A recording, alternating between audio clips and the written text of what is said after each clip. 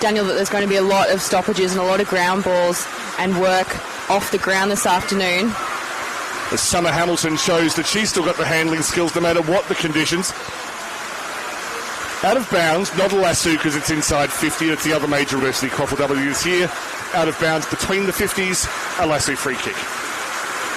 Yeah, there's probably not going to be a lot of free-flowing footy this afternoon, and it's going to be really hard to get clean hands to it. Possession from Tia McGarry, who's just come over from the round ball game. Rivers knocks it infield. Just landed away from Maddie Goodwin, playing her second game for Coorparoo, having spent the last 6-7 years at Yeronga. Won a grand final with them. Out wide came to Alyssa Gall from Cairns originally, so used to the subtropical conditions, or the tropical conditions rather. Played very helpfully on the near side, was scooped back. Thought it might have been Zielinski, it wasn't. Roberts White in the thick of it.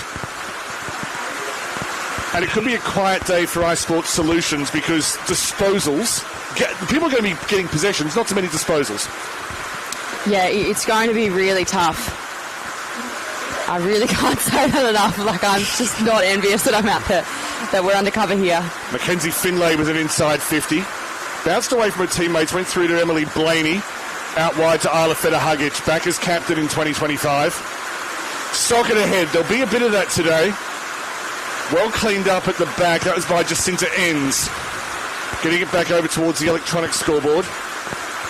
There was going to be a bit of wind coming from that side of the ground today, but not entirely sure that's the weather factor that most people will be considering at the moment. Stoppage in front of the bright lights. No, and mostly the rain is just falling straight down. I'm not seeing a whole lot of movement yet. That is one silver lining. Hannah will be the first to let you know if the rain starts going straight up. Yeah, well. Wilston Grange with possession on the far side. It was knocked away through Mia Breedis, who's come up from Hollywood VFL's VFLW program. Squirting around out of tackles. This just appeals for free kick coming from Abby Lunson in number 27 for Coorparoo. And she got it for the lasso. Drives it up the southern side of the ground as the rain increases. Players all... Sorry, you can. Oh, Daniel, I was going to stop you and ask, you said you've seen a lot of wet contests like this. So how is it won, and, how do you break away from what is, right now, incredibly tough conditions? Essentially, it's going to be an inside midfielders kind of day. It's a day of moments where often it might only be 2 goals to 1, 3 goals to 2, and 50-metre penalties are deadly. They may as well be 150-metre penalties in these conditions because of the advantage they give you. Okay, so you've got to be disciplined in these kind of conditions, and that is a great tackle down. Unfortunately, neither side rewarded, but a ball up is a good result. Ella Smith probably getting the majority of the taps. Uma Brennan in number 2 just standing guard. Missed most of 2024. So good to see her back in the State League. We could see the hit-outs record broken today by both players. Number 10 through the middle is Tashinta Kendall, formerly of Bond University, but has come to Wilston Grange looking for a regular first-team spot. And as a neutral, I say huzzah, huzzah. Yeah, she was great for Bond. I thought a real impact player, but definitely, as you said, Daniel, it would be great to be a regular in this side and get more field time. Tough tackle in the middle from Gemma Donatasio in the number 34 for Wilston Grange. Coorparoo edging it forward, but lost possession. You could argue that today is a territory kind of day as well, because turnovers will happen pretty much every 10 seconds. Hit out on that occasion, won by Renee Tees. Back playing this year, formerly of Coorparoo. Forward to Roberts White. She'll go inside 50, deep. Hits the turf. Big chase through. Breaking away from the tackle was Talena Nissen. Unable to get a shot away. The Grange defence closed it down just well enough. Back away outside 50. Wilston Grange with possession. Daisy Carter wrapped up. Free kick, holding in possession. And the tackle, I think, Renee Tees. Low kick, doesn't reach the target. turnover. And again, just playing for territory, knocked back inside 50. Detractors of this sport occasionally refer to it as aerial ping pong. Today it'll be slightly more accurate than fans of Aussie rules want it to be. Yeah, and already we're seeing Coorparoo, when they get the chance, just booting it down as far as they can. As you said, Daniel, just gaining that territory. I think this is going to be a lot of chaos ball today. You know, get it inside 50, get it within 20, 10 metres and just have a ping. We'll call it like American football. Coorparoo currently 1st and 7. Hacked away. There's a lot of rain in my binoculars right now. That's not a complaint, that's just an observation, literally. Players who normally have the cleanest of hands are getting as far as getting 2 hands on the ball and still not being able to pick it up. It is that soapy out there. Wilston Grange making territory up the right-hand side. Just went past, I think that was Ella Smith lurking at right half forward. The cavalry arrive. Not really able to affect too much.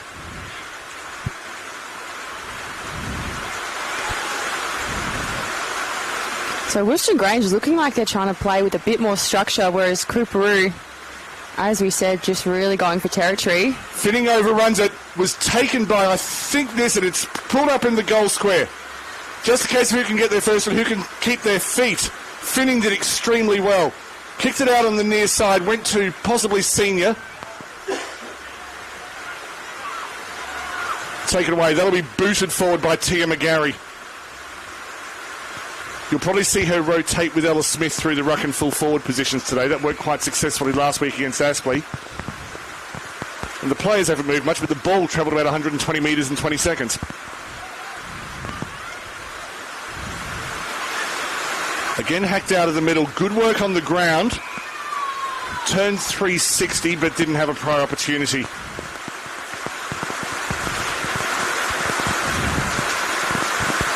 McGarry taking her turn in the ruck now. Brennan nearly stood on the ball and pushed it subterranean. High contact. Free kick in the middle of the ground to Makisha Muller, who hasn't played in this comp for 3 years, but her most recent club was Coorparoo. Before that, Maroochydore. In towards the swimming pool at centre half forward at the eastern end of the ground. Not coming out of there, so the ball will be handed back to the umpire by Osborne, Grace Osborne. Yeah, even usually the cleanest of players out there today, just struggling to get a clean ball. Lovely tap from McGarry, but it did go to an opponent. Skidding through to Shalise Anderson, herself spending many years at Coorparoo. Come over here in the Great Migration of 2023. Schneider, lovely quick kick in the middle and then marked by Nissen. She's about 70 from goal. The goals are those shiny white things you can almost see at the end of the ground. Beats everyone, Finning at fullback. Stepped inside well, got a handball away to O'Donnell. Anderson hooks it back to the left. Muller drops it, that's no shame on a day like today. Brings it up the northern side. Lands in front of Celebre. Superb work on the ground, and then just tackled off it. I think that was, no, not Zenefeta Hugic. It was Zenefeta Hugic. Welcome back to the QAFLW, first game since 2022. No relation to Isla, I'm told. And a ball up. They are. I was going to say, surely not. You know what sisters are like. McGarry with the tap. Squirted out the bottom from Charlotte Millen, whose performance against Maroochydore last week was astonishing. Got the most coaches' votes out of that game. The Coaches' MVP award currently being led by Grace Osborne, who got the perfect 10 last week against Aspley. Emily Harding playing up forward this year. I believe she played there a bit when she was up at Hermit Park, but played most of the defence for Coorparoo last year. Renee Tees, lovely tip infield. And booted away on the outside. Brilliant handling from Summer Hamilton. Was able to get the second touch out the back. Kicks over the defence. Being chased hard by Goodwin. Celebre chases Goodwin. Goodwin tries to fend. Got it away to Blaney. Hugging the touchline. Touchline? What sport is this? Boundary. Out of bounds on the full. Would have been a free kick either way.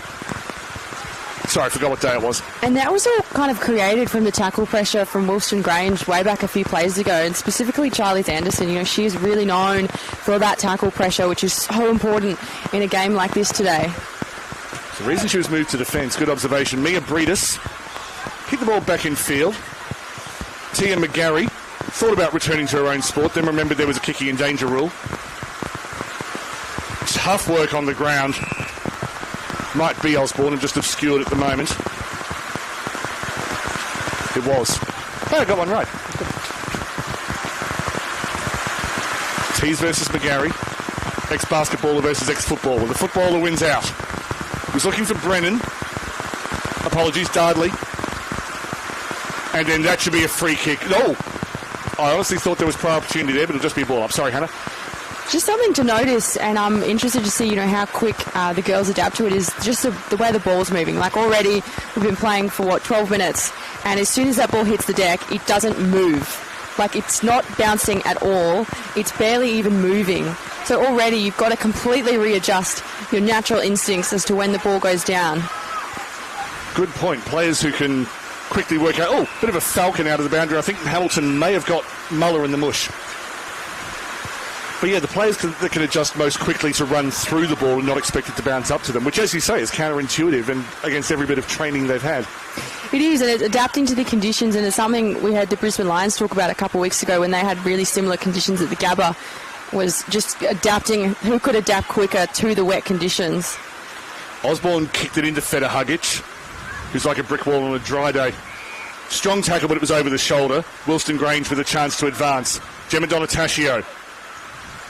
Deep kick. Was looking for Celebre, hits the turf.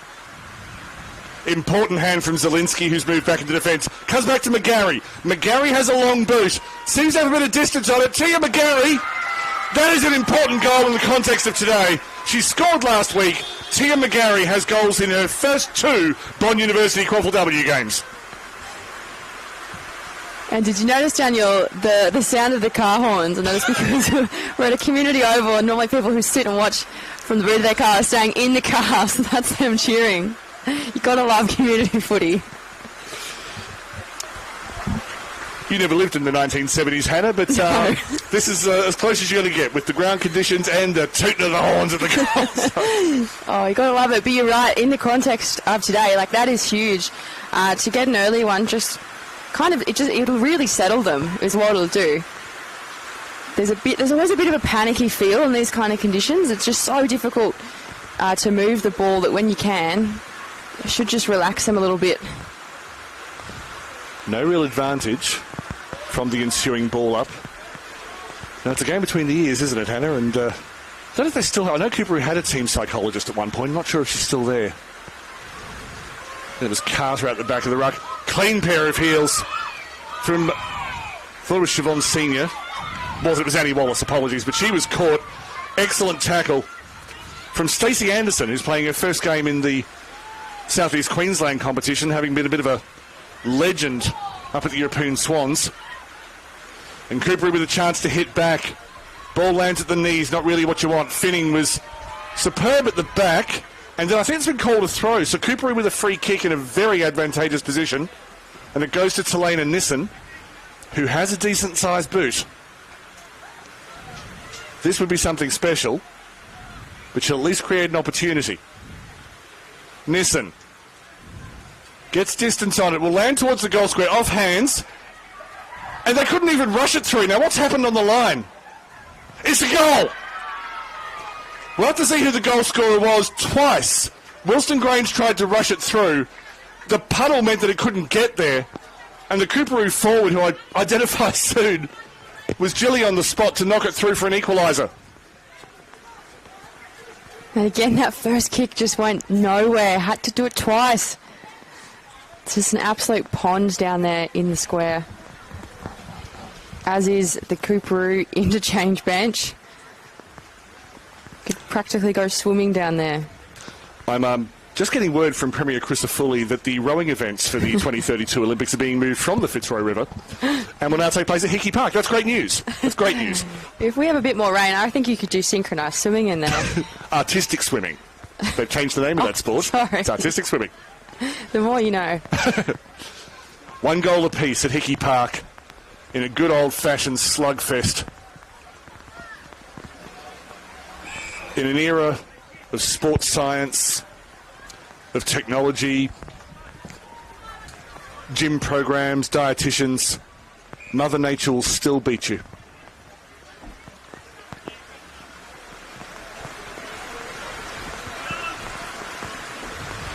Well picked up at the back. Roberts White knocked it through. Went through the very distinctive bowed ribbon of Jasmine Fretwell.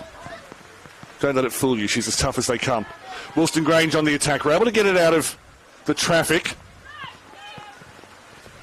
From the side, the run came through from Makisha Muller, or Muller rather. Austrian by heritage. And wrapped up in the middle of the pack.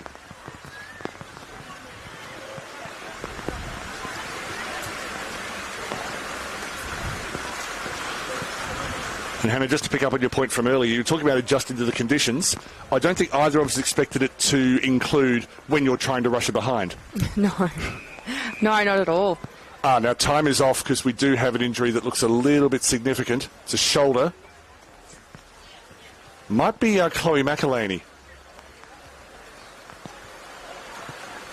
Number 22 is McElhaney. Just clutching the left shoulder there.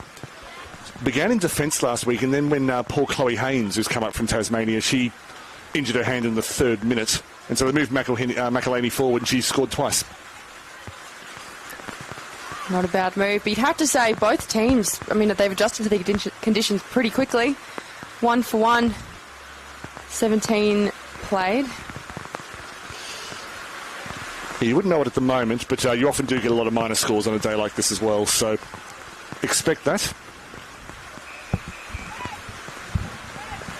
Play restarts. We're in the right half-forward area for Wilston Grange. Coorparoo found possession somehow, but then brought to ground, unable to break away. It's Clancy Dillon. More on her in a moment. Good work from Osborne to get out of traffic. Hoofed forward. Not held, but did everything right to get into body position. Then look at the backup from, I think, Blaney just behind the contest to make sure that Wilston Grange couldn't gather. Excellent wet weather play. Apologies. No. So free kick has gone to Coorparoo. The arm just went up momentarily the wrong way. And so the work from defence yields a result. Over towards the Possums in the scoreboard. Now that was dragged in. This will be an interesting umpire's call. Yes, it is a Wilston Grange free kick. It was quite clearly finding its way out, and then the Coorparoo player at the bottom of the pack dragged it back under. So that's definitely holding every day of the week. Back inside 50 go the Gorillas. Dropped by Tees, and then knocked out of bounds. So we've had 2 scoring shots plus an injury, so I'm going to guess we're sort of between 20 and 21 minutes for this quarter.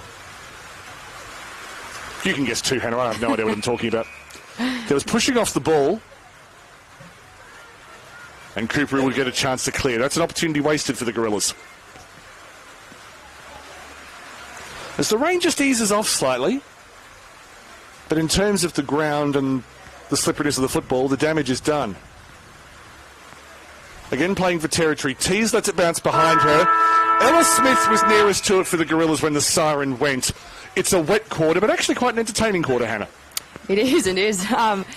Both teams a fantastic start. We're all tied up here. 1-6, 1-6. We're back after the break for the second quarter. How do they do it? Bond is known for its prowess in the sporting domain. With incredible facilities throughout campus, it means you can easily transition from this to this.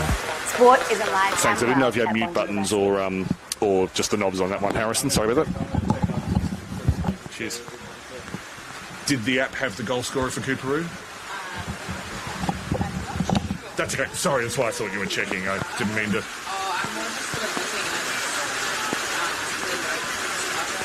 Sure. That's a good move.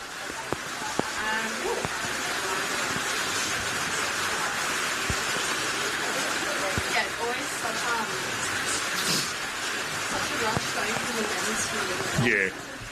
Yeah, it's I think it's just one of those things where. Yeah. So, I thought what you did by staying in the car was that was a completely reasonable thing to do. And yes. Oh, this was here, but there was no that wall. So this has all been closed up since we were here last.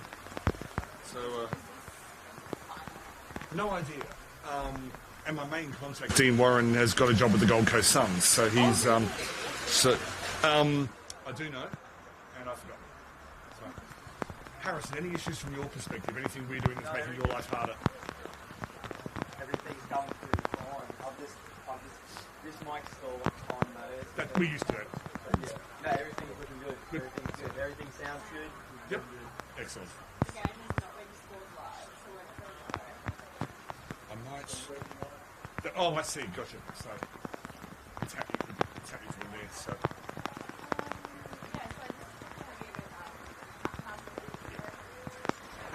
This is where we are gaining experience today. What do we do? How do we call a game in these conditions? How do we adjust to a few unexpected things? And yeah. From my perspective, I think we can possibly be more conversational and kind of get some more analytical. I think, yeah, I feel like it's going to be more story and it's going to be slower. Yeah. So I don't really like Yeah, that's it. play up players. That's it, yeah. I kind of like that for games. Particularly for TV as well, where you need to be adding to the picture. I suppose the only thing I'd add to that is because those little moments can be doubly important, there might be a couple of just a great way to call a bit of action that breaks out. So.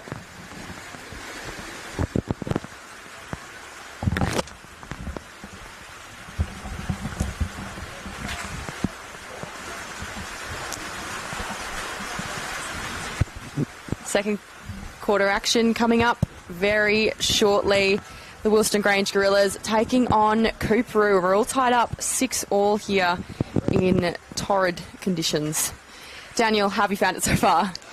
Well, I think both teams have actually adjusted fairly quickly to the conditions. It is an inside midfielders kind of day. Phil Tonkin, just over to our left, is speaking to the Gorillas now. Excuse me. There is actually a temporary change of coach for Coorparoo today. Ben McKenzie is unavailable today, so Michael Artis, one of the assistant coaches, is taking over as coach. He is currently marshalling the troops, but again, in one sense, you make today a lot simpler. I thought one of the best pieces of play that I saw in that quarter was very late, and it was quite a simple thing, pointed out, where a high ball went from Wilston Grange into Coorparoo's defence. I forget who it was who dropped the ball, but Emily Blaney was right behind her. Basically played almost backstop in a way, which is almost insulting on a dry day. But on a wet day, why not have the backup there? And in the end, she was able to draw the free kick. It's those little bits of experience from some of the older players, particularly ones who have played a lot of country football, and there are a lot of them in this game. Those bits of experience are going to be invaluable today. Oh, for sure. You'd almost want to double the amount of players you've got around, and it's been interesting to see how both teams have structurally drawn themselves in quite close to the ball, but still maintaining those players to go out further, because we've seen, particularly in Coorparoo, just kicking those real long ones to try and run onto it, as opposed to, today's going to be super difficult to get a clean mark. And so really, if you can run onto it, get a bit of momentum, you could go pretty far with it. One thing I'll be interested to see, Hannah, and this is something we can watch, is when teams choose to go wide.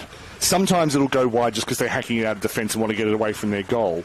But it can also be a rare chance to get a bit of space and just see if you can change things up a bit. Yeah, I have to say the wings on this field right now are not the nicest areas to be playing in. So I'm not surprised that we've actually seen a fair bit of use of the corridor. And we've also changed up the ball up location too. It's just too rough out there in the middle. So they've come about, at a rough guess, I'd say about 5 metres nearer to us. It was knocked away by Ella Smith, but in the end it's just a wrestle. I am going to make one prediction for after the game, though, Hannah. Go for it. Every player in this field's going to try a swan dive. Oh, God. Hopefully there's a photo. Couldn't be me. So Wilston Grange getting territory and then lost possession. Strong tackle from Osborne. Through the middle from Senior. Senior, who played a wonderful conductor role against Aspley last week. Hamilton went with the boot first. Dardley on the ground, being sweated upon. Zielinski was one of the tacklers. And holding off the ball in just a bit of excess zealotry means that Coorparoo get a chance to clear. And there's been a few times when Wilston Grange have put the forward pressure on, then released the valve. Kicked away, landed on Carter. It's knocked it inside. Tia McGarry scored for Wilston Grange. We're still trying to get the Coorparoo goal scorer for you. You can probably look at it yourself if you have a look on YouTube and go back to the relevant point. That's a beautiful mark. I think it's Muller. She has to go back. Knocking it forward to herself. It wasn't Muller at all. It was Zinafeta Hugic, who's been playing a little bit in WA while she's been over there. Now, I truly thought that she played on that and that they would have therefore played it on. But that is lucky, I suppose. Maybe I saw it wrong. One of those 50-50 calls. Millen got it forward, went straight away to Donataccio. She puts it up to right half forward. McGarry did well to bend down. 2-on-2 contest. Dudley couldn't keep her feet but was able to get a handball inside to Hamilton. Knocks it over the top. McGarry. Beautiful run-down tackle. Renee Tees just hunted down Tia McGarry. Summer Hamilton kicks it out on the full. At least I think it was out on the full. The line is somewhere underneath there. They probably need some swimming lane ropes out there. I do.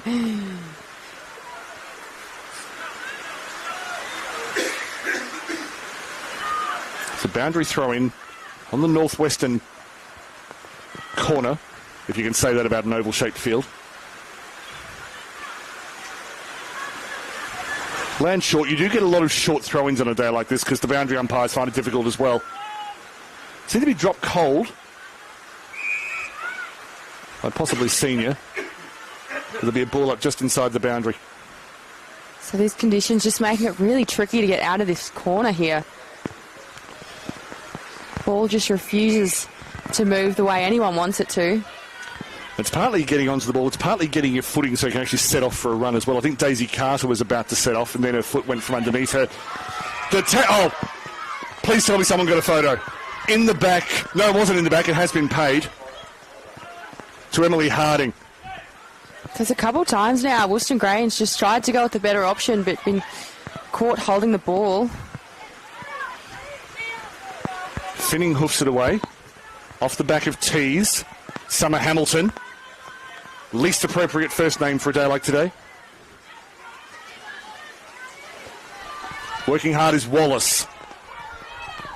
Just fell over the back of Dardley. Wilston Grange able to retain possession. Osborne, good charge down. That was Zielinski, I think, who got her hands to the ball. She's been working hard in that corner. Speaking of working hard, Wallace has been absolutely copping it out there. She's doing a fantastic job, though. A young player, spent a bit of time at the Lions Academy. That'll probably be taken again. No, we're playing on. I've got no issue with that.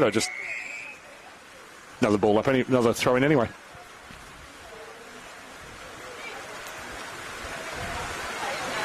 The temperature for today's game was expected to still be up in the mid-20s, but that has dropped, I would suspect. Still high humidity. It's about 23 right now. Thank you. But it definitely feels lower. Now, was that high? This will be an interesting call. Didn't see which way the arm went. There was some high contact. And so Summer Hamilton will have a set shot. With a dry ball, you'd say this was within distance on a difficult angle. Summer's got a great boot, though. So I'd love to see her just have an absolute crack at this one. I think you're guaranteed an absolute crack. Hamilton, let's rip. It'll fall short. Came off about 3 sets of hands. And the player who ran away with it for Coorparoo was Zinafeta Hugic. And in the end went for another photo. Not a great day for commentary, but an excellent day for photography. There's going to be some magnificent snaps. Lands in the goal square and mysteriously no one went near it. About 7 metres from goal and no one attacked it. Unable to connect the hands. Hamilton lurking. Went inside, came off the shoulder of Kendall, I suspect. Looked to be scooped out, just goes past Brennan. An excellent work from Amy Dwyer helping out in defence, named at full forward. It's not even close to where she is now. Brennan spinning out of traffic. Centering kick. Attacked well at the back from, I believe, Gall. Pushed forward by Findlay. Defensive mark dropped. Individual medley breaks out. Went through the legs of Donataccio. An air swing from Millen. Inside from Dwyer. Nearly fell to Rivers. The most appropriate name today. Smith. Went through the hands of Kendall. Went beyond Goodwin. Kendall with the second opportunity. Wrestled off it. Not moving far. Donataccio got it goalward. And then a reflex mark taken in defence by, I think, Blaney. Just an absolute arm wrestle out there. I do love the way Wilston Grange is setting up, though, just with the backdoor option. But again, Coorparoo with just the long boot, they're able to gain so much of the field just in an instant.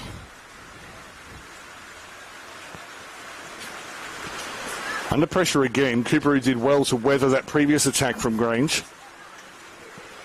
And they've diffused it again. Goodwin out of defence. Still got to go for those marks and just know that if they stick, they're going to be worth twice as much in the stories in future years. Socket again by Schneider. Finning picks up. He's played a lot of ice hockey before now, Finning, which is, I suppose, a game played on water. Holding the ball.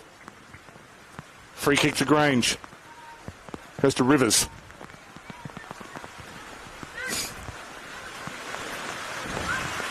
You'll see the players wearing black armbands. I'll get onto that in a moment. That mark's been paid. And an excellent effort from Findlay. Findlay goes up the right. Kicked it away, but comes straight back to Brennan. Ruck breaks out. It's not a pretty day of football, doesn't matter. Muller turned over, hacked away by Roberts White. Nearly connected, got a bit of forward momentum. Keeping her feet well was Nissen. She went for a bounce.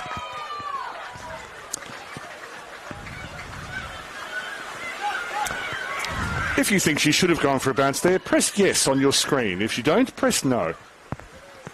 Out towards Finning. That's a superb mark in the circumstances. Finning, that's a long boot. Was heading towards Anderson. The intercept mark nearly taken. Still through Hamilton. Jumped on top of her defender. And has caused the stoppage. Grange with the territory. Smith knocked it behind her. Regathered on the ground. Brennan with the snap. Was well blocked by T. She's done that more than once today. Brennan went down one-handed. Went without it. Wrestling on the ground as Abby Lunson stands guard. Restart. Yes, Megan Bosco, who has played for Coorparoo and currently at Wilston Grange, her father passed away during the week, and so both sides wearing black armbands in her father's memory, which is a lovely thing to do. And Megan, probably not listening to this, you're in Tasmania at the moment, but our thoughts are with you. Well said, Daniel.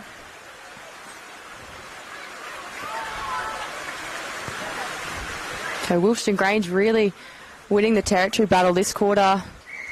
Certainly been their half more often than not. Have Coorparoo had an inside 50 this quarter?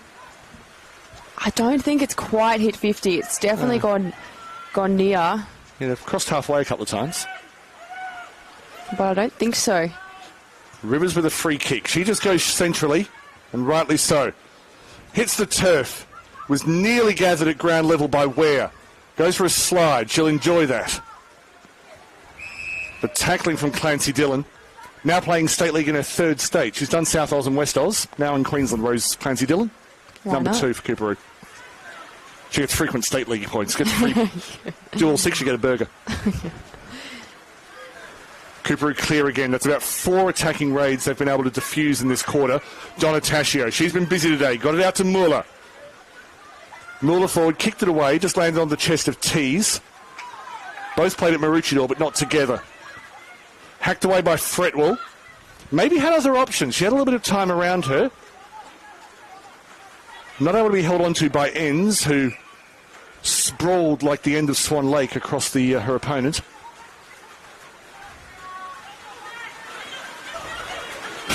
Cheeky little push to the back from Ella Smith. Side of the boot, another bump on Lunson. Underneath Dardley, gathered by Zielinski. Roberts-White just pushed off her own kick, and then the retaliatory tackle. I don't mean that in an aggressive sense, just Osborne got away from Roberts-White. Roberts-White said, no, you don't. Punched out back towards Muller. Clever handball from Ware. Came back, good tackle from Clancy Dillon. Was about to go over the shoulder and then had the discipline to get lower. Smith and Tees.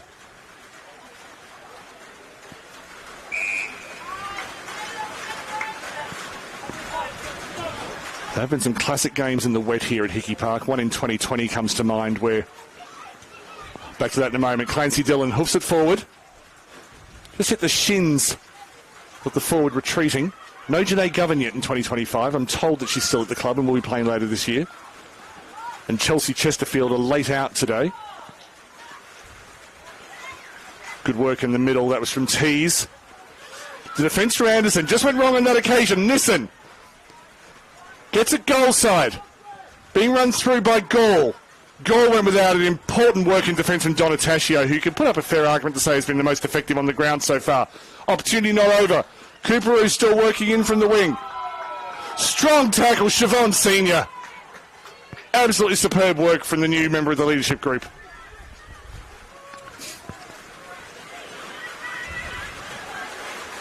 Yes, Uronga had played 2 draws in a row shortly after the COVID break in 2020. Came here to Wilston Grange, won by a point. And in the final washout, that was enough for them to sneak into the finals and go on to win the flag. It's a pretty solid effort. Wilston Grange is doing a great job at both ends of the fields, really. Ends of the field. I think I had multiple fields there. That's okay. You can. It's like, is it mother-in-laws or mothers-in-law? It's the second one. Out of bounds. Lasso free kick. Coorparoo just getting on top in the last 2 minutes or so. Yeah, and in women's footy, we often talk about, inside 30s really being the really effective part of the field, and Wilston Grange have really kept Coorparoo out of their 30. I don't think we're really yet to enter it. Well, probably the one time before, and then it was Donna Tascio who snuffed it out in the 34 for Wilston Grange.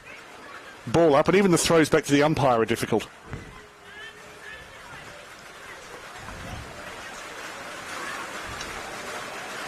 Just went past the outstretched arm of Blaney, hit the deck. Came out the back, hacked forward. The mark just dropped in front of Finning. Opportunity for Anderson. Anderson, a left footer, probably on the wrong side of the field, but was dispossessed. Came out wide from Enns, and then lovely mark in the pocket. That was Carter. Gets it outside 50, but turned over. The effective disposal statistics are going to be horrendous at the end of today, and that will not be a reflection of the skill level. No, it's been really, really tricky out there. The rain is starting to subside, though. Just Holding a the light ball. sprinkle now. Sorry, Hannah. So Coorparoo with their best opportunity, and just then I think the sun just popped out from behind a cloud because it suddenly got just a little bit lighter very rapidly. Now they're inside 30, the Kings. We're just on the edge of it at least. Roberts-White on the ground, working hard. Likewise, Nissen.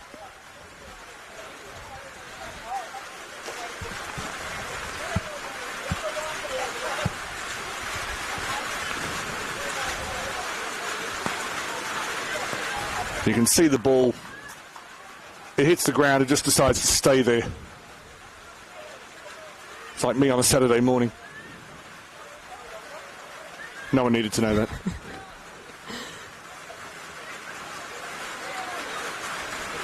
The ball is, if we were counting turnovers every time someone got their hands on the ball, there are about 11 of them faster than I could say the team names, never mind anything else.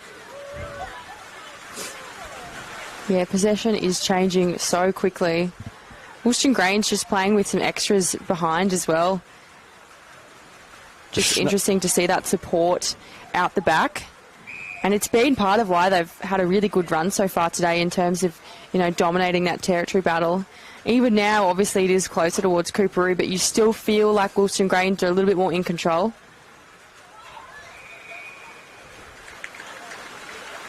Holding the ball again, this time Grange get the free kick.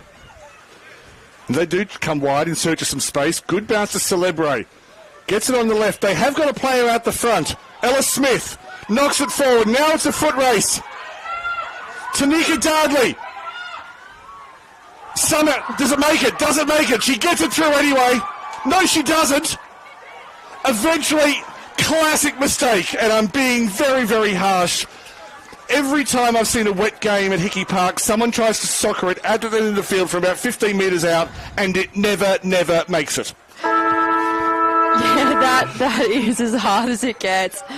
Almost can't believe what sport I'm watching. You know, felt a little bit like soccer just then. Looks like there's a bit of confusion. Definitely half-time, and that point was the only scoring shot of this quarter. Alrighty, so we'll head into the halftime break now. Wilston Grange just with that last one, managing to get one up. So it is 7-6. We'll be back after the break for the third term.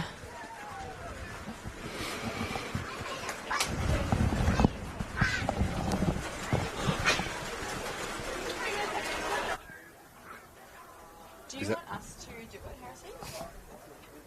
Oh, I've just been turning that down because I pressed the button before and I muted it and before it didn't do it. So I was like, I'll just... Inside this building is a simulated hospital ward, a high-tech biomechanics lab, a commercial kitchen, and a whole virtual home. Let's explore the new Bond Institute of Health and Sport in just 61 seconds. This is the 12-bed simulation hospital ward. From day one, Bond students gain hands-on experience in allied health and exercise science. This is the Work Play Lab, which gives students the opportunity to provide occupational therapy for our youngest, while the Activities of Daily Living Lab simulates a full home environment, giving students the chance to practice mobility work with our wisest. From sprinting to golf swings, this track can track it. Using pressure sensors and high-speed cameras, it can analyze anything from age-related conditions to elite sports training. Wow. The Kitchen Lab has solar-powered sustainable cooking stations, giving postgrad nutrition and dietetic students access to commercial-grade equipment. Thank you. Why don't you come and check out the Bond Institute of Health and Sport for yourself?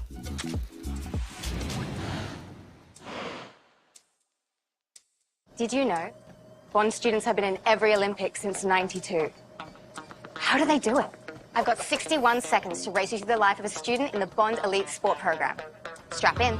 Bond is known for its prowess in the sporting domain, supporting student athletes like Mia. Student athletes have access to flexible study loads, adjusted academic requirements, and tutoring. The top tier of student athletes even receive funding to assist with their travel and competition costs. Bond also runs 4 high-performance sporting programs that field competitive teams.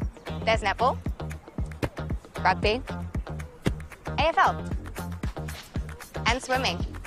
With incredible facilities throughout campus, it means you can easily transition from this to this. Whether it's producing world-class athletes or offering scholarships to high-achieving students every single year, sport is alive and well at Bond University. It's nice that it breaks, you know. Oh, Tanika scored back in the... So that's the way I'm thinking of it, because most of our audience is relatives of angst us. That's fair. So then my reasons for it. Happy to discuss it. Oh, look, I'm not overly bothered. I think I just, being Jeremy said, we're so like, looking at the app, watching the score, all of that kind of thing. But, yeah,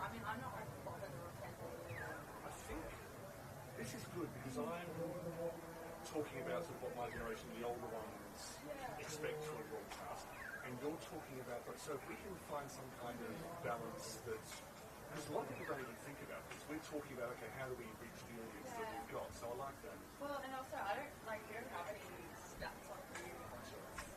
So, All we get is when you look at the YouTube, it's not going to people who Yeah, are no, definitely. playing. So it's usually, at the end of this match, you go on there and there'll be about 200, and then by Wednesday there'll be about 1,500. It's all the players go back and watch all the good stuff. You sent a really good email before the grand final last year where you had a whole bunch of points about how to do the broadcast, because you were using a lot of your experience from Fox and places. Yeah. And I meant to sort of write, it's one of those things I agree with like 80% of it, and then 20% I want to sort of talk through. So I'll do that at some point. So I honestly don't even remember what I said. it was great. It was wonderful. So Yeah, well, it's even interesting now because I'm doing radio as well. that's right. Yes. It's how differently things are. So Harrison, normally when we meet someone from Double Take, it's that actually they're a filmmaker who's trying to get things done. This is just what they're doing on the side. I'm from Longreach.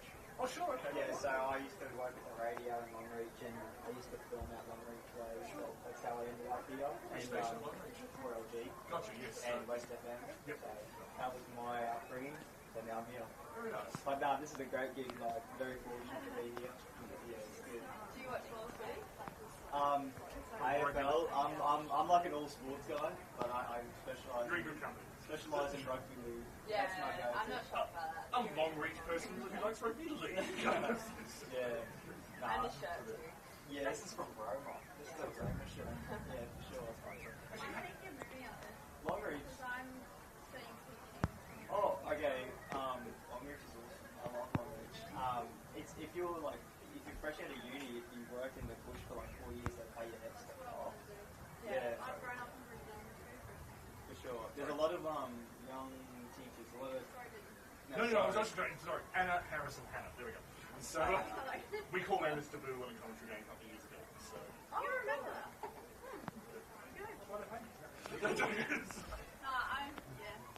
I'm into this one. That's fun. Right. And you're not playing? No. Right. You don't think a game in these conditions would be the best thing possible for your back? Totally right. Yeah. But What do you as a study? lot of people I can't. Oh, I'm done studying. Oh, you do. I'm going to be here. You I'm all. And No, I'm good just puzzle. teaching. Oh, I okay, just. sure. Okay, yeah. I work in So who are you? UK. No. Yeah. Yeah. But And we I used to just play before. Like I remember she No, that's neat as one of So I do this, and I've started working from Triple M. and it's something you learn. That's so good. That's so good. And yeah, that doesn't happen. Okay, sweet. Yeah, right. There's some good gigs. Yeah. Yeah, Do you happen to see who scored So this is your sport. That's okay. They're not very good. That's fine. Oh, no. I started off like I would have, yeah. I started off doing netball, and it's just like I might go for a short walk and see if and netball. How to do it.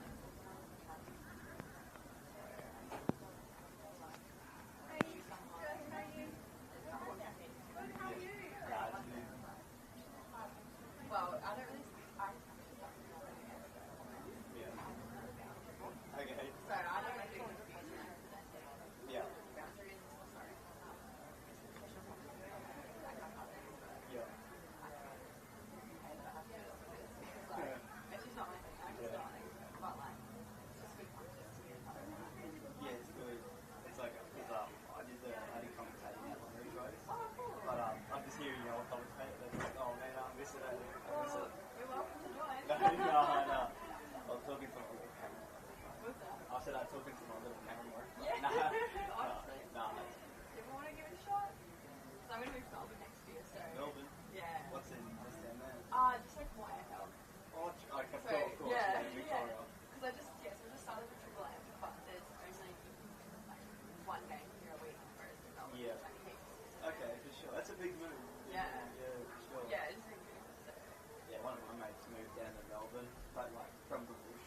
He was sort of like, oh yeah, I'll get a house, and like, because in Longreach, like you'll get a job. Like you'll walk in and you'll be working the next day, and like he sort of got down there and he's like, oh man, I don't really have anywhere to stay. But we have a job, and it's like, yeah. yeah, it's, so it's like intro. sure. There'll be an opening. For the Commentary? AFL. Yeah. Go. Shut that up. I can do it. Nah, because like I know enough about it, but you know, throw me in a hot seat. I can talk my way out of a plastic bag, you know. That's what I do. I'm the first to say like I don't know everything, which is why like for the professionals I just do the boundary. Yeah, just have a chat with them. Yeah, it's all like Yeah. questions, storylines, and like personality as well. Yeah, So it's like so different. yeah, I way prefer, and then I just like pay attention to things change. yeah, sweet. Honestly, that's the best gig. I love it. Like I prefer being down there than here. Yeah, yeah. Like sitting on the boundary of like an AFL game is like crazy. Oh, have you done it before? Yeah, well not for TV, but for blood. Oh, okay. Oh, yeah, for sure. Yeah, yeah. So If like, you just like a fly for that, it's like, no, you like can't apply. There's Okay. no applying. Yeah. You get like you just like network, and Yeah. then someone they need someone somewhere, someone's sick. Yeah. Like you know your name. And everything. That's so good. Yeah, it's like it's such a Yeah, for sure. you don't intimidate, you just send in like you show them. Yeah. That's one thing I'm sad. It's one thing I regret. Like back home, I never really thought of any of my stuff.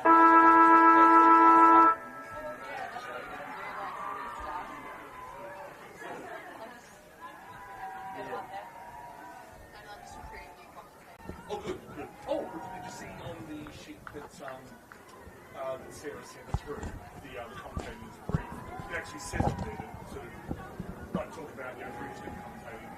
Okay, so yeah, we get to be advertisers. You know. It's not, did I give you your folder? Oh, no, but I should have. It's the one that Jess gave us, sorry. I don't know if I'll be able to read it. I must have missed it. That's your notes, but here it's in this wonderful night. It's in one of those notes. When you just want to go live again, just turn your game up to about... About 2 o'clock, 3 o'clock? Yeah, I think it's 2 2. o'clock? Cool.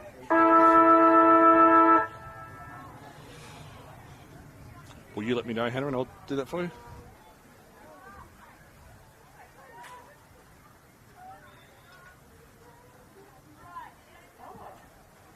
That wasn't there, It changed from week 1 to week 2. I was going to say, I don't see that. Okay, let's go back on that one. Okay, cool. On in 3, 2, 1. It's a 1-point ball game here at Hickey Park. The Wilston Grange Gorillas, the home side, leading 7-6 to the Coorparoo Kings. And it's been very intense so far. Wilston Grange, I feel like they've really had control over this one. But, you know, the conditions that we've been facing today, Daniel, have been pretty difficult. Like, it really doesn't get much trickier than this. Now, the rain's pretty much stopped now.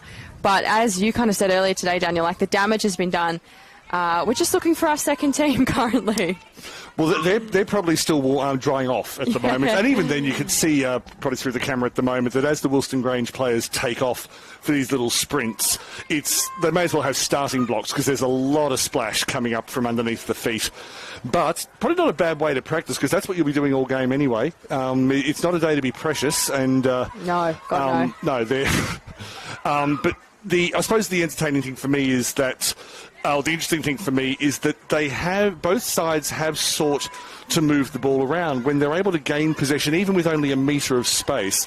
Even just getting that long kick in, there's a lot of good markers in this side, and I think they're gradually working out that if you can't mark it, at least if you can knock it away from your opponent or towards a running teammate, then you have the opportunity to continue to play with possession. So it'll be interesting to see, just as the players get a bit tired, and of course the legs will be feeling it today, just whether they can sort of keep their wits about them as the body is wilting to keep doing all of those things that they're getting the instincts to do. Yeah, and in relation to that, Wilston Grange have often been playing with 2 out the back and 2 behind, and this is a perfect game to do that because you control over the ball, you know, naturally is going to decrease. You're not going to be as skilled. That's just the reality of how it is out there. So having those extra options to be there wherever that ball goes is going to pay off. Now, Daniel, I'm going to do something which we don't actually often do, which is talk about ourselves. Yay! Because AFL Queensland are always on the hunt for new commentators. So we're actually doing a bit of a call out right now for new commentators. So if you're listening and you're thinking one of two things, which is either that you really hate our commentary and you'd love to improve it, or you think, wow, that sounds really fun, and you've thought about getting into media and getting into commentary, journalism, all those sorts of things. Well, AFL Queensland are looking. So you can reach out to them on Facebook and Instagram, or you can even reach out to myself if you want to do that too, Hannah Davies. I'm sure you can find me on the socials if you're good enough at that stuff. But yeah, we're looking for more commentators, so please come on board. We'd love to have you. We will teach you. We'll be patient with you. You have freedom to make mistakes. If you want to know how many mistakes you can make, listen to some of my calls from 4 years ago. Yeah, and you don't have to come from a footy background. So I didn't grow up kicking a footy. I grew up throwing around a netball. I didn't know what 6 points or 1 point was until about a decade ago. So if you don't come from a footy background, there's no stress there either. Well, we've only had 2 of those 6-pointers and 1 of those 1-pointers so far today because it is wet, it is muddy. It's a lot of fun, but maybe not one that... what do they do now instead of making DVDs for classic games? Do they sort of just put them on streaming services? I'm not sure. TikTok. Of course. But I'm talking long form, though. Oh, that's some decent long form. 5 minutes. Gen Z that's attention long form, span. isn't it? Yeah, you got me there. Wilston Grange running to the left of screen. Alafeta Huggich, Coorparoo captain. Coorparoo in their change strip, the Indigenous jersey, which will be back out in force later this year in the 2 blues. Millen just behind the play. Played that role very well last week. Less opportunity to do it this week. And well knocked out. Wilston Grange looking wide. Looking for Brennan. Brennan spears it through. Beat one defender, couldn't beat the second. The handball was ambitious, but it's worked out all right. That's a beautiful little mark from Jess Riley on debut. It's worked out well. Nissen, long way out, goes over the back of Finning. And Finning runs it through, scores a level at 7 apiece. Finning's really been a rock back there for Wilston Grange so far today. I've loved the work that she's done just to be that final barrier. She reads the game so well. She began last year at full forward and kicked 4 in a game against UQ. Finds a captain Finlay on the left-hand side. Dropped cold, expert tackle. But he moved to fullback, I think, against Southport last year. And if you can stop Southport from scoring goals, which she did that day, slowed the flow right down. So Clancy Dillon, right half forward. Goes long, just wants territory. How good is that? In the conditions, Talena Nissen to pull that in. Yeah, just an incredible job. The positioning was fantastic. And even just the technique to take a little bit of the momentum off it and regain it, just brilliant. You would think that even if this squirts off the side of the boot, it will still give Coorparoo the lead. Nissen looks all right. That is an important goal. And Coorparoo are off and running in this third term. Well, that's got to be one of the best plays of the day, Daniel. I think it is the best, actually. I think the highest compliment you can pay today is that was dry weather football. Yeah, it absolutely was. It was clean, classy, composed. Any other words that fit that alliteration you can think of? Just getting the dictionary out at the moment, and hang on, it's soggy. Sorry, it got wet in the rain. But no, Nissen, who came down from the Mackay City Hawks, scored a goal last week. Could have had a second one, but set up her teammate Tiana Steele instead. But having a tall forward who can attract the defenders, and then she can either mark it like that, or any crumbs, you've got people around like Amy Dwyer who are able to sweep on it and go, thank you very much, I'll put this one through. Coorparoo by 6 rather. Had possession, lost it. Osborne just yanked by the shoulder. Ball up only about 5 metres in front of the centre circle. Trust me, there used to be a centre circle there. In fact, we're not even doing the ball ups from there anymore. We've moved it about 5 metres towards us. So Wilston Grange moving forward. They're 2nd and 8. Kicks off the ground can be advantageous on a day like today, but you've got to be careful. That one looked like it was flirting with being kicky in danger. Tees nearly with another intercept mark. Plenty of intercept possessions today. As that ended up being a torpedo kick down the field, or a barrel rather. The one-handed pickup from Jacinta Wren, from Jasmine Ware. Running backwards, it was audacious. The rundown tackle from Hamilton, but was it in the back? It was indeed. Looked great, but gave away the free. Kick is short and turns away from the teammate. Goodwin. Almost laboratory design for these conditions with her strength and speed.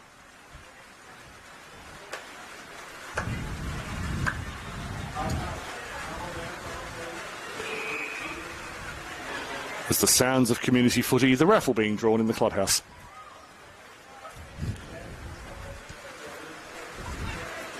Stuck on the southern side of the ground, the city in the background beyond the gum trees. That kick was meant to go forward, it missed by about 90 degrees. Strong work at the back. That was from O'Donnell. On an ordinary day, that'd be a safe mark from Tees. Wasn't able to do it, held without the ball. Grange on the attack.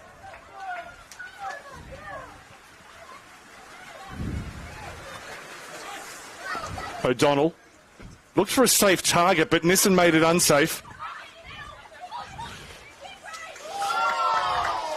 Got a fist to it. Calls of ball, but not correct. Ware went for a second one-handed pickup. Got a bit of physical pressure on her. Schneider keeps it wide through the hands of Donataccio. No disgrace in these conditions. And Clancy Dillon introduced to the green grass of Stafford. Probably one of the few patches that is still green in these conditions. And, you know, we've been speaking about the players in these conditions, but our umpires as well, of course. What a tricky job they've got. I'll come back to that in a moment. As Kendall, thank you, Hannah. We will get back to the umpires because they've had their work cut out today.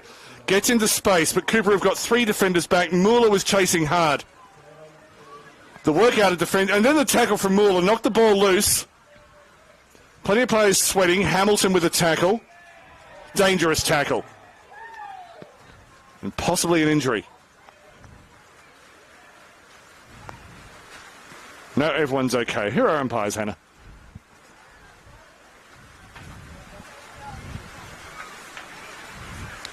Sorry, commentators coping with difficult conditions as well. Sorry, Daniel, just didn't have that list on me right now. That's okay, 50-metre penalty. Now, it's happened deep in defence. But it does give Coorparoo an opportunity to press forward. And there was no player on the mark, so able to take further advantage. Good work getting back was Osborne. Donataccio will come wide. So one-on-one between Brennan and Blaney. Blaney protects the ball well, trying to draw the free. Brennan was quite disciplined. And then Blaney did some of the best fake punching you'll see this year. Yeah, it didn't have a hand to it, though, so I'm a bit intrigued by that. I think the umpire made the only call he could make because he was on the blind side of the play. Oh, completely agree with that. Carter goes forward. Well taken in the conditions by Tia McGarry. She was a little bit closer than this when she scored a goal in the first quarter. We know she's got distance. This will go to the right of goal. Some good work in defence. Turned over, trying to get space. Hamilton was knocked to ground. Grange has still got possession. Speared in by a thick senior. Or possibly Wallace, actually. 16 and 18 can look similar in these conditions. And just as we wait for the kick out, our umpires brought to you by Bradnam's Windows and Doors. And our fieldies today, Brock Herman and Tristan Burgess. And on the boundary, Lachlan Hamer and Nicola Jack. And the goal is Darcy Raybine and Zoe Matthews. Thank you very much, Hannah. Thank you to Bradham's Windows and Doors. Wilston Grange regained possession in the forward 50. Cooper able to avert the danger. Goodwin out by hand towards Tees. Was looking for the 1-2 and it just fell at Teens' feet. Tees able to get it out. Just a hint of a fist. Beats Donataccio. Brings Nissen into the contest. Nissen's been outstanding today in most areas of the field she's played. Through the hands of Enns. How did Nissen grab that from underneath? Doesn't matter. Clancy Dillon. Finning had 3 chances, and it's no disgrace that she couldn't rein it in. So went away from Brenner, moves in field. Sorry, Hannah. I just saw a spot of lightning before, I do believe, unless my eyes deceive me. Now, it'll be interesting to keep an eye on that, because if it does get too close to this field, then that is when things get called off. It's got to be within a certain amount of kilometres, though. Thanks very much, Hannah. That's and because it's after half-time, if the game had to be abandoned, whatever the score is would stand. That obviously plays in the Coorparoo's favour. Been a few changes of possession. Brennan gets it out wide to Findlay, who I haven't mentioned scored last week for only the 2nd time in her 75-game career. Harding. Celebre, excellent tackle.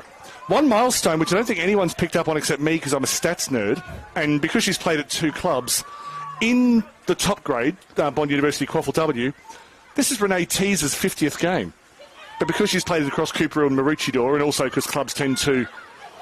That's knocked out cold, and that's brilliant work from Abby Lunson.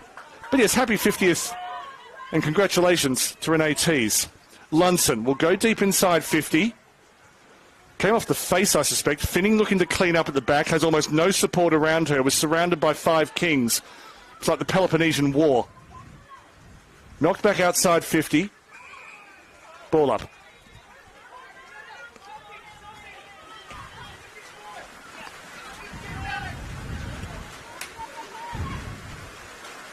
Taken it back by Tease. Good work by Carter to duck underneath the tackle. Osborne has been very quick today. Smith unable to get boot to ball. Just a ball up again on the 50.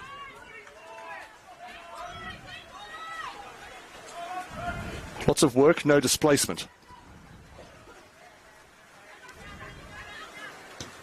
Carter. Decent clearance. Just gets it running away from Zielinski. McGarry slips away from the tackle of Feta Hugic. Forward towards Dardley. Fretwell. Fretwell fought superbly. Then it was knocked free by Dardley. Looking for the safety of the boundary. Not sure how safe it is on a day like today. Roberts White attacked the space. Got it back to Schneider. Turned over to Senior. Senior in field. Well picked off by Tease. And her teammates just urging her to go long, and that's why.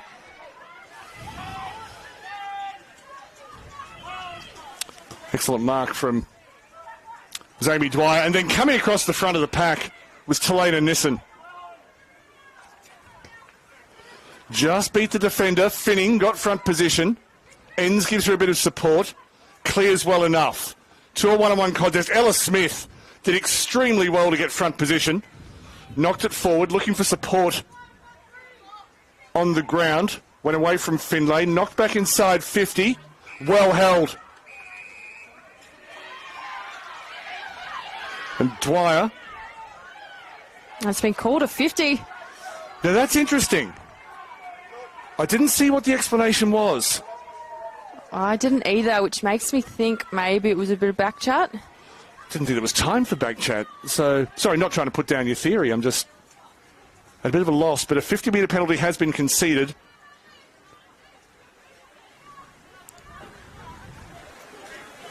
And Amy Dwyer, who's been in Queensland a few years ago, having moved up from Canberra, prolific goal scorer at reserve grade level. And she makes a big, big change to the scorecard at Hickey Park in round 2.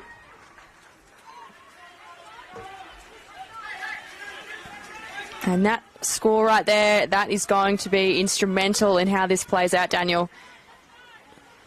Setting it up to 19-8. Well, on a day like today, you never quite know when the match-winning goal is going to happen. It could be in the second quarter. It just so happens there wasn't a goal in the second quarter, but you take my point. Yeah, and 2 in 1 quarter in these kind of conditions is going to be very valuable. Especially when we've talked about, you know, there is that chance. We know there are thunderstorms around. If things did by any chance get called off, as you said, the score would stand. And it's nicely in favour of Coorparoo right now. If they win this, Daniel, would you consider that an upset? To me, an upset is when the two teams are mismatched. I think with this one coming in, they were so evenly matched, as the table last year pretty much almost indicated, that, no, I wouldn't call it an upset, but it would be the first away victory in this competition between these teams for 3 years. It would definitely be significant, and given that they're likely to end up in similar positions on the ladder again, well charged down by Celebre. I hope it wasn't the face. As they again struggle to get it out of the middle, Schneider finds a way forward. And one of her teammates just laid an early Easter egg. So, Daniel, I have been given a bit more info around the Lightning. So if Lightning is assessed as within 10 kilometres, less than 30 seconds between Lightning and Thunder, play is delayed for 30 minutes. Thanks very much. Now, let's pray that that doesn't happen, because a delay in these kind of conditions would be horrific, to say the least. Well, the players get cold and then have to warm up again. Coorparoo on the attack. Good work heading back from Donataccio.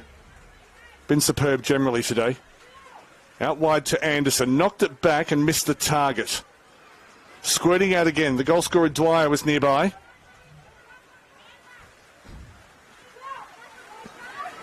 Out the side to Rivers, who was able to regather twice. Kicked into an opponent.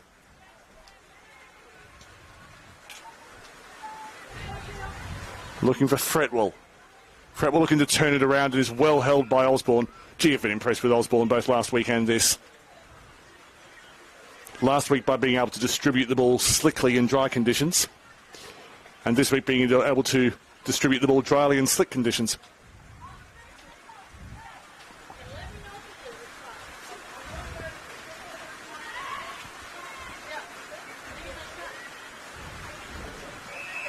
No space at all.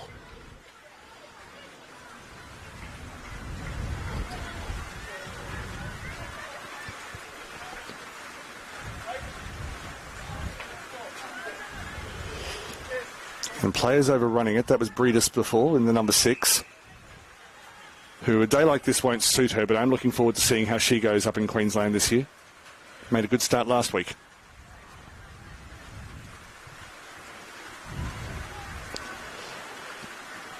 Even the ball-ups are ending up 50-50 at the moment with no clear winner because the legs are just so heavy. But Coorparoo with an opportunity. A fourth goal would be deadly. Just bounced the wrong way. Grange of the crossfield kick could be dangerous. Foot race on, being chased hard by Harding. Harding creating space, knocks back inside. Anderson had a look. Great to see the speed, though, of Jacinta Kendall on display, though. It's a good effort. I think because players were sliding around, there was contact without the ball, which means that Anderson, Stacey Anderson, as I say, a legend at Yeppoon, but this is her debut in the State League. A left footer from distance. No, right, two-footer. Knocked in the goal square. We'll need something on the ground. Fitting lays down low. Was popped up. That was an extraordinary kick over the top. It's gone through touched. That was Tiana Steele, who somehow got her left leg up around shoulder height to try to knock it over the defence. And the fact that she failed is disappointing.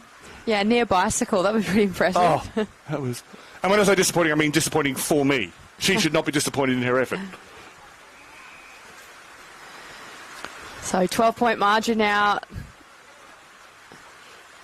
It's a pretty healthy margin for Coorparoo as we enter the final probably minute or so of this term. There was only one minor injury which may not have even forced a stoppage on the clock, but 2 goals. You generally, as a rule of thumb, allow a minute per goal.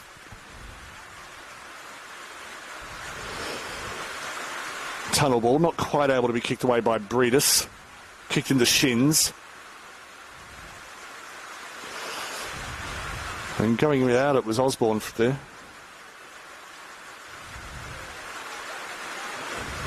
We often talk about play being bogged down, but it's not normally because there's a literal bog there. Today there is. Well picked up at the back and speared, and that'll end the third quarter in which Coorparoo took the advantage. With goals to Talena Nissen and Amy Dwyer, they now lead by 2 straight kicks. Coorparoo 3-2-20, leading Wilston Grange 1-2-8. It's three-quarter time in round 2 of the Bond University QAFLW. We hope you're enjoying it live here from Hickey Park in Stafford. It means you can easily transition from this to this. Sport is alive and well at Bond University. And what I like about the way you did that is that because it's your role, you have control of it. So I would never want to take it from you, but I'll always receive it from you.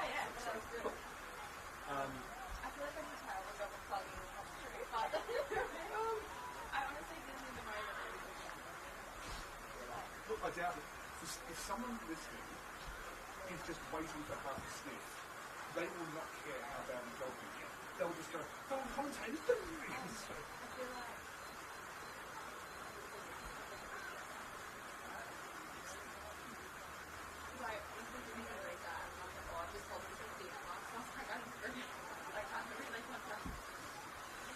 It's, I mean, I'm someone who is the right articles to say what it basically is. It's my advice about work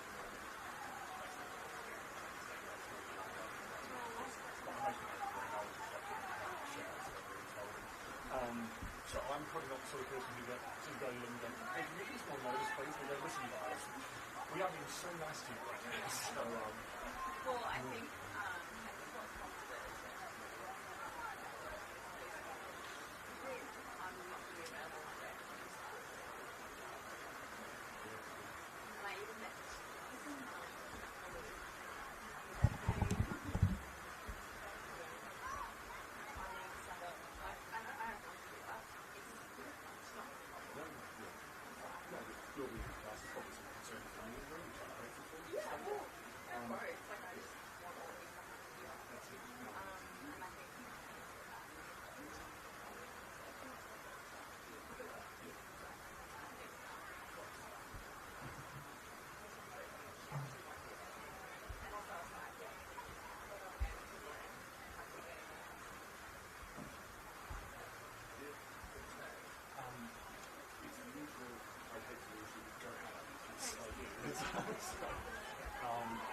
for the greater good.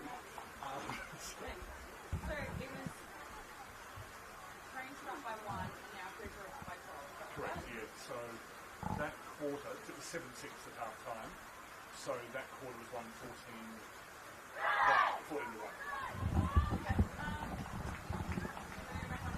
1. Yep. Everything good with you, Harrison? Great.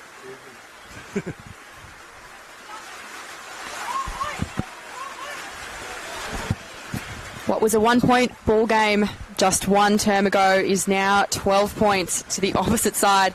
Coorparoo, a phenomenal third term for them, often called the premiership quarter. It's so oversaid, but I'm going to say it because 2 goals in a third term of a game like this is going to be massive. I think a day like this has always got to be a team effort, but there probably are some players we can single out, and I think one of them who's just made such a difference today in about 3 different areas is Talena Nissen. Yeah. Her second game in this competition, but as well as just what she presents physically in terms of being a tall target, she's got a long kick, but her game sense has been extraordinary. The way that she's able to, first of all, find space, secondly, create space by being that tall target. There's been a couple of times where she's been able to knock balls out for teammates. I've been really impressed with her today. Yeah, it's been a really intriguing matchup because I kind of alluded to it already today, but I do feel like, you know, Wilston Grange are probably playing the more traditional structural footy, whereas Coorparoo, as we're seeing, are taking more of those risks and dominating quite literally the space. They're trying to get distance, and, you know, looking at the scoreboard, that's what's paying off right now. It's a very crowded makeshift centre circle area. Ella Smith taps down, was looking for Osborne, had Millen on her back. Smith will clear. Goes out wide looking for Brennan. Fretwell at the back. She's been excellent. Brennan onto her straight away. Fretwell clever. Tried to knock it inside. Uma Brennan kept it aground.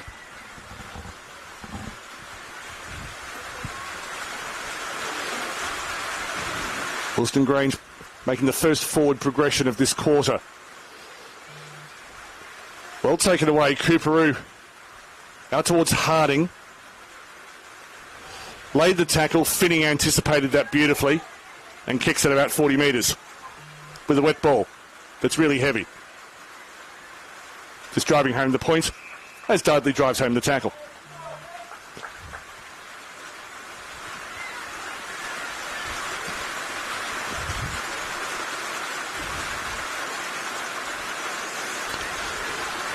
Muller at the bottom of the pack. Sorry, it was Osborne.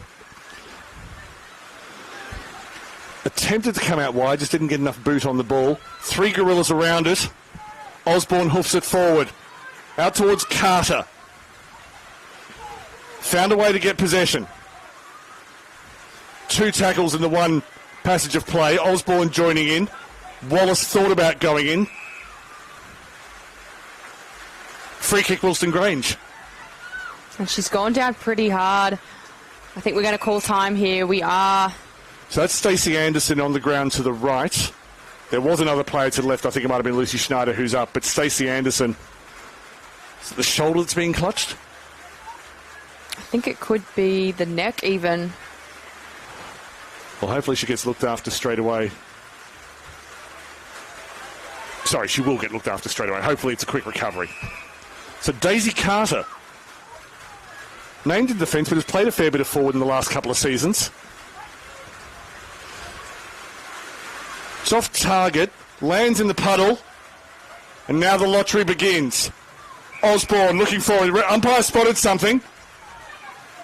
Kicking in danger, I suspect, and it's gone. Oh, it has gone the way of Wilston Grange. The arm went up the wrong way initially. And the free kick goes to Naomi Celebre. Known for the spectacular goal. Right now she needs to show that she's got nerves of steel.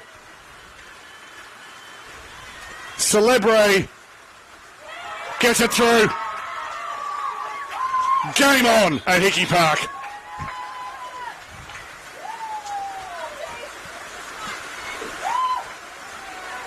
So that goal there, probably the most important of today, you'd have to say, looking at the score. 14-20 now. It's definitely doable. And even though Coorparoo has the lead, but Wilston Grange has this intangible thing called momentum. And even though there is no reason that most of the scoring has been happening to the right of us today. It's just one of those coincidences. But that can play psychologically, where you start believing we're going to the scoring end. It's amazing what lies you tell yourself in the pursuit of victory in sport. It's very true, and it is, of course, closer to the crowd as well. Maybe that's it as well. They've all got straws and they're sucking the ball towards them. Zielinski through the middle. Just dropped by Nissen at ground level. Gave the defence time to react. Schneider, Coorparoo regathered. Finning important. Not able to keep her feet. Just fell exactly where the ball was. Handball to Finlay. Superb work from Finning. Then coughed up to Lunson. Skids it through. Finning takes it like she was fielding a ball on the boundary. Pinball. Comes back towards Nissen. Snuck a shot through. Touched on the way through. Minus score, but crucial because that takes the lead from 6-7.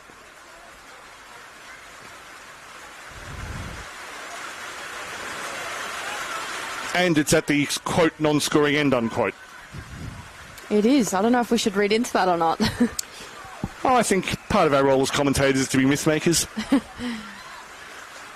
Yeah, so 2 crucial moves from Wilston Grange in just moments, that goal. And then the last touch. As Enns draws high contact. Jim Boomba, I think Callum Vale Jr. just into Enns and then played a bit at Coorparoo before coming north.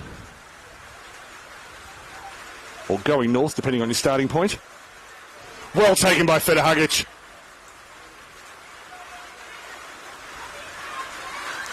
She looks a little exhausted, but I bet she's secretly enjoying this. Sometimes, honestly, it's a little bit more. That was a great take there. Shalise Anderson has a penchant for the spectacular, and she can do it even in a soggy ground. Cooper with more numbers at the ball, but it was Grange who came up with it. Well, they came up with it until Roberts White was lurking at the back. It was just towed through. Accidental trip. Finning wisely elects not to put it through. It was Steele who was nearly through. Donataccio has 2 safe bounces. But Tiana Steele has been very close a couple of times in this match. Rivers, she meant that totally. Through to Dardley. Infield, there's about 3 Kings there compared with 2. Steele's now in defence. She's putting in the big ones. Back to Osborne. Found a way through, but it will be picked off. Except the pressure from Celebre was there. Dardley got boot to ball. Desperate work on the ground from Feta Hugic. Carter lays a tackle. Free kick, Wilston Grange.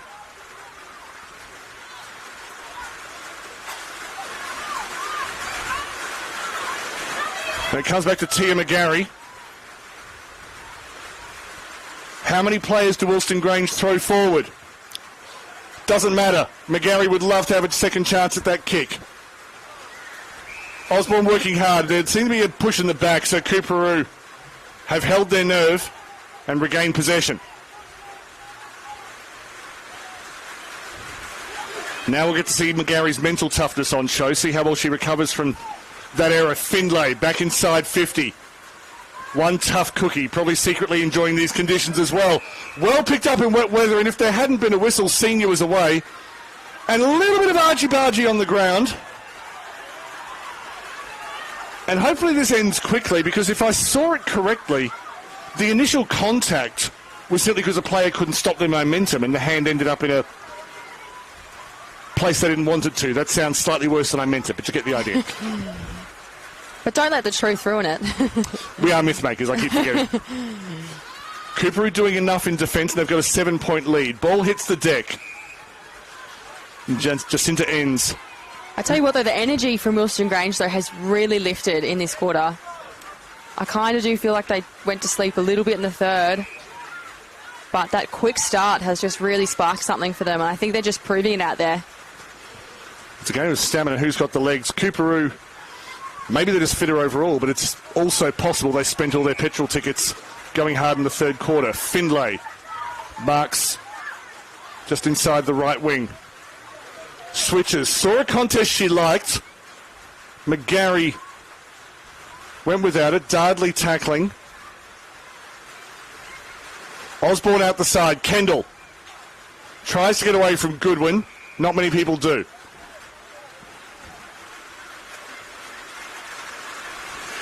Plenty of time left for all 3 results to occur. Just falls in front of Celebre. Got it onto the left boot. An opportunistic shot. Falls through everyone. Do Coorparoo rush? Do they try to get it out? Do they just let themselves be pushed on top of it? The correct answer was C.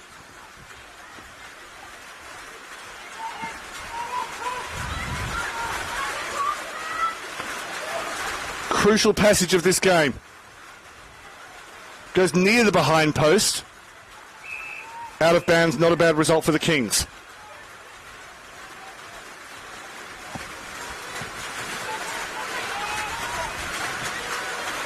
It's amazing how many QAFLW clubs go on pre-season camps where they run through mud, never thinking it's going to be directly useful.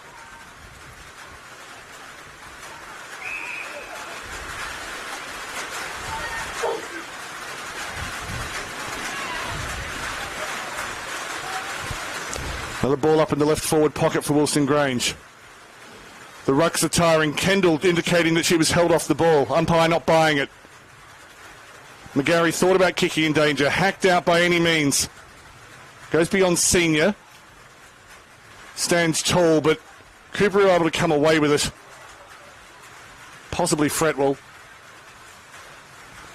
Just dropped cold. It was Roberts White, apologies, who had 2 involvements in that play. And again, they've knocked it out a good 70 metres, but turned over possession. Finlay comes off the back of hands, and Coorparoo backing each other up well, which they often have in the marking contest today. Concede the free kick. Wilston Grange on the attack again. Do they have the legs? Do they have the running to get into position? There's your answer. In towards the goal square, just over the back of Celebre. Puts the tackle on Carter. Important tackle. Will just be a ball up. So 10 minutes played here in the final term. Still plenty of time.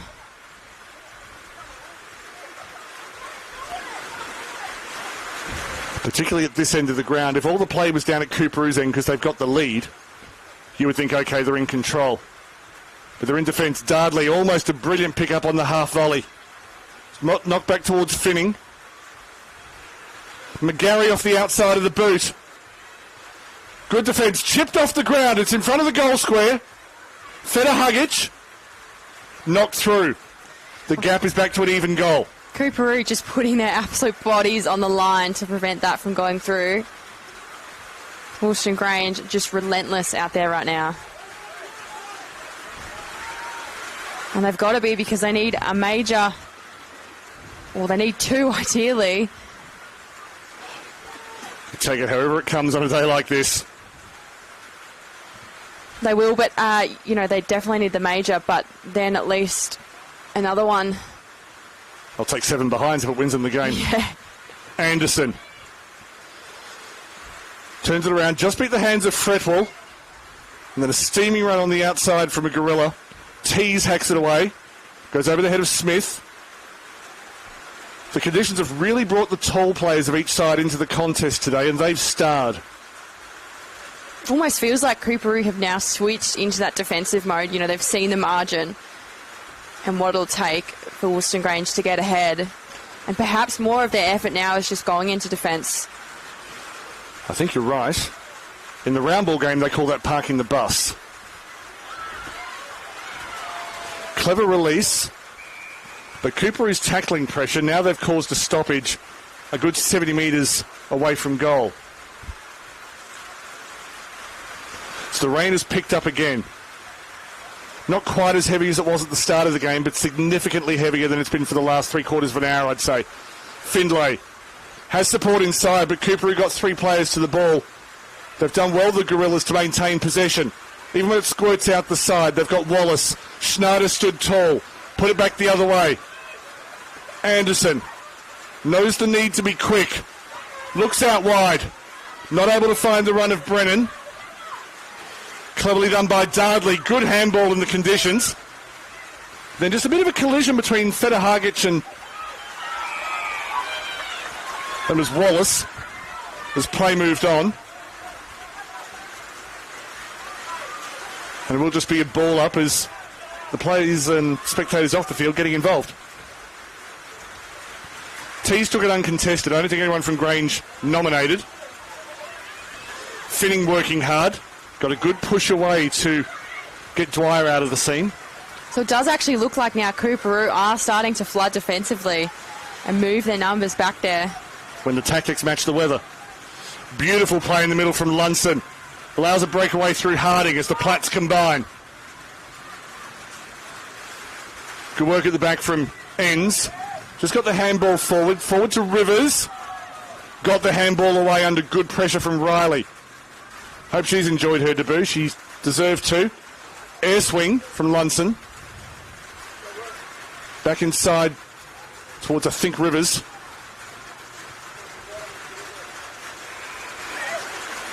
Ball up.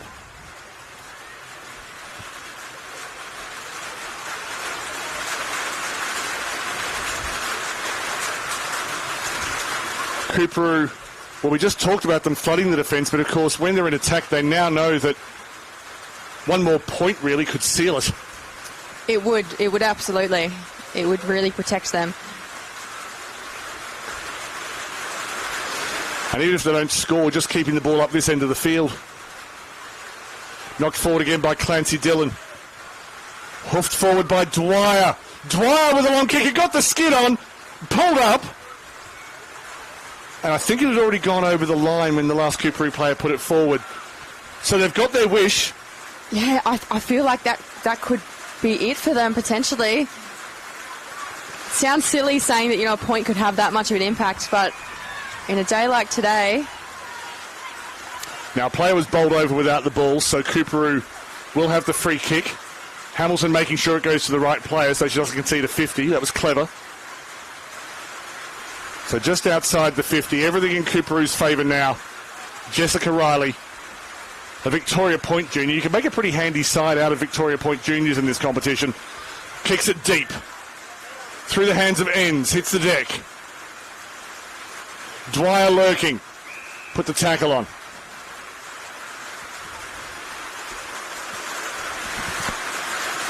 It's an important 4 points.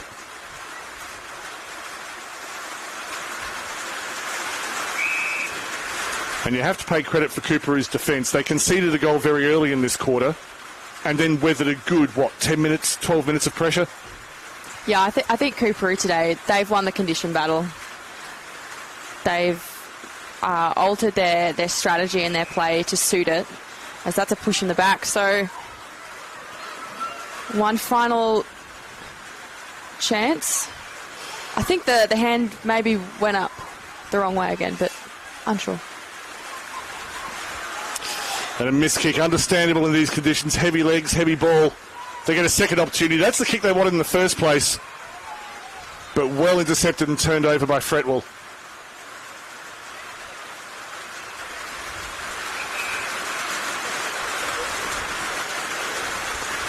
Long pump. It's a territory game now. Pushed away by Donataccio. She's been outstanding today. Nissen! And it's appropriate that Talena Nissen has the final say. Coorparoo get an important away victory in the Bond University QAFLW. Yeah, Daniel, I hate having to pick best ons, but Nissen has just been fantastic today. Like, we've spoken about conditions all evening, but it's just how tough they've been. And it's been so difficult to have those little wins, and she's had multiple of them. In different ways too. Whenever she realises she's out of the marking contest, she's been quick to lay a tackle. The stats are going to be interesting. Go to play.afl/Queensland. Go to the QAFLW competition hub. Stats galore. They're usually out on a Sunday or Monday. And they won't be pretty in this game, but they will be interesting reading. It's been an intense, intriguing game. And a fantastic start for Coorparoo to their season. And as always, they'll have their biggest challenge next week when they come up against Bond University. As we just see, I think, another injury out there. It is. Now, the good thing now is that the clock stops. We had a few occasions in the past. So that's Tia McGarry, who looks at home at this level. Hadn't played footy before this year. Yeah, she's been a huge standout for me today as well. May as well pay compliments while waiting to see what happens here, but I really hope this is nothing serious because she's really stood out. I love the way that she's rotated with Ella Smith as well. I think Wilston Grange have done a great job to implement that this year. And although it looks like Wilston Grange, won't get the dub today, I think that, they've come huge strides in recent seasons and continue to just get better and better. Further changes to them on their field, just little ones. We spoke about Chloe Litherland not playing this year in Queensland. It looks like she's gone to Tasmania. Yes. Unconfirmed. That is a rumour. No, I can confirm that. I talked to people who knew what they were talking about today. Good. And, she was one that, essentially did carry the team in many ways for years while Wilston Grange were on that rebuild. But I think it's pretty safe to say that they're well and truly on the up. And I think they'll look forward to a rematch in hopefully sunnier conditions against Coorparoo. Well, that's it. I mean, Wilston Grange have made their game plan a bit more free-flowing. That was on great display last week at Aspley. Yeah. When you're trying to bed in a new game plan, sometimes reverting to a different one so quickly as is required today can be a little bit tricky. 100%. Coorparoo, yes, they've got a new coach in Ben McKenzie and another new coach today in Michael Artis, but they have adjusted to the conditions extremely well. They have, and learning to play that dirty, messy footy is really difficult. And you're exactly right that it can be even trickier knowing, when to have that freedom to mix up your styles and move away from what you traditionally do. Thankfully in Brisbane we've had so much rain that both these sides will no doubt have trained in similar conditions to this many times this season already. Yes, they had their Alfred immunisation, and we won't dwell on it, but obviously the stretcher being brought out for Tia McGarry now, she's not flat in the back. This looks to be precautionary just to make sure that there's no exacerbation of any injury as she's taken off the field. And honestly, in the pouring rain, who wouldn't want to be taken off the field in a chariot? You certainly would. Daniel, who else stood out for you today? Let's talk about that while we've got a moment as well. Grace Roberts-White, who often has had the ball and disposed it before I've been able to say her name. But the way that she's been able to play something close to her natural game in tough conditions has been brilliant. And even though it hasn't been the defining contest, Grace Osborne, number 22 for Wilston Grange, she has worked really hard around the contest, and quite rightly Tia McGarry is getting some applause as she makes her way from the field. I think, just looking through at the moment, Renee Tees, of course, in the ruck. Once again, it's a big players kind of day. Renee Tees and Ella Smith, their ruck contest, but also their work around, and the number of times that they've been the ones to lock it in. I'd love to see Renee Tees' intercept mark stats at the end of today as well.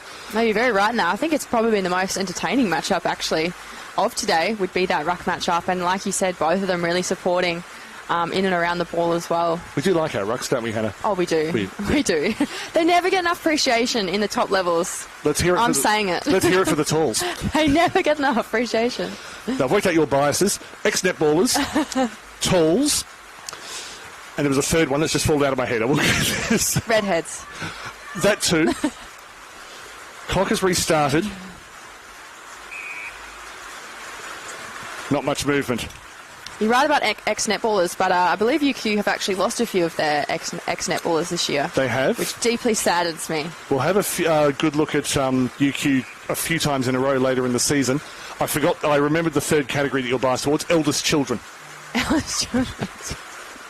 Didn't know that. I'm the youngest, so... I may have misinterpreted the conversation we had. Let's go back to the football. Just squeezes out in the middle. No, I've got empathy for multitudes of groups. As that rounds us out today, well, credit to the girls. They put out an absolute display here in less than ideal conditions. It's still pouring down. I bet they're thrilled to be finished for the day and get warm and dry. But Coorparoo have come out victorious, 28-16.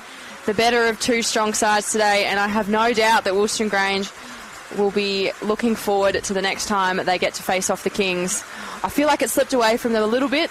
It did feel like they have had a lot of dominance throughout today, so I think that, Coorparoo just played to the conditions. And that third quarter where they came out hard, they got the 2 goals, and one of them to Nissen, one to Dwyer after the 50-metre penalty. They took their big moments, and particularly that third quarter, they can be very proud of that.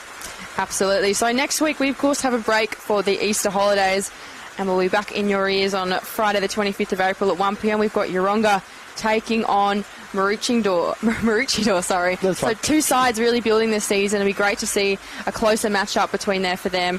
And then, of course, on the 26th of April, we've got Aspley and Southport. Well, that's the big one, isn't it? Look, it's going to be huge. Of course, commemorative Anzac Day match on the Friday, so looking forward to that for one set of reasons. And then Aspley and Southport, the teams most predicted by the captains to be this year's grand finalists. We get an early taste of it.